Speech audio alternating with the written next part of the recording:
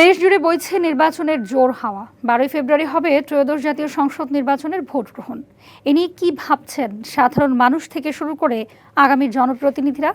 সে কথা জানাতে ডিভিসি নিউজের ইলেকশন এক্সপ্রেস ছুটে যাচ্ছে সব সংসদীয় আসনে। সোমবার সারাদিন ছিল সংসদীয় আসন 263, 277, চাঁদপুর 4, লক্ষ্মীপুর 4-এ। সিএসআরএম ডিবিসি ইলেকশন এক্সপ্রেস আছে লক্ষ্মীপুর জেলায়। আমি ইসলামী আন্দোলনের কেন্দ্রীয় উপদেষ্টা। আমার রাজনীতি গোটা দেশের জন্য, গোটা দেশ ভুল পথে চলতেছে। বিশেষ করে সবচাইতে বড় সমস্যা হলো ঘুষ এবং দুর্নীতি। এই ঘুষ এবং দুর্নীতির বিরুদ্ধে কথা বলার জন্য, আওয়াজ তোলার জন্যই আমি সংসদে যাওয়ার ইরাদা করছি।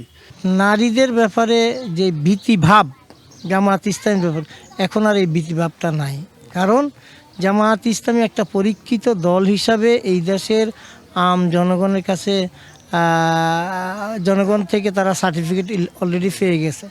যুব দল, ছাত্র দল, স্বেচ্ছাসেবক দলের অনেক নেতাকর্মী জেলে ছিলেন, দুঃসময়ে তাদের পাশে দাঁড়িয়েছেন এবং আজকে দল উনাকে বঞ্চিত করার পরেও দলের সর্বস্তরের নেতাকর্মী এবং সাধারণ জনগণ ওনার অতীত সকল কর্মকাণ্ডকে মূল্যায়ন করে আমাদের দলের সাংগঠনিক নেতৃত্বের 10% লোকও আমাদেরকে ছেড়ে কিন্তু যায়নি।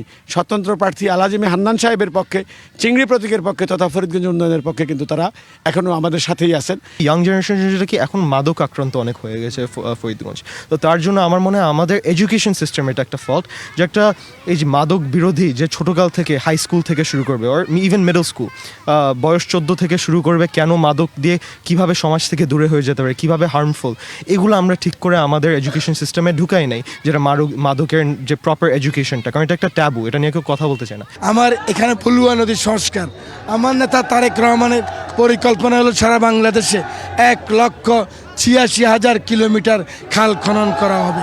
কিভাবে করা হবে তার পরিকল্পনা আছে।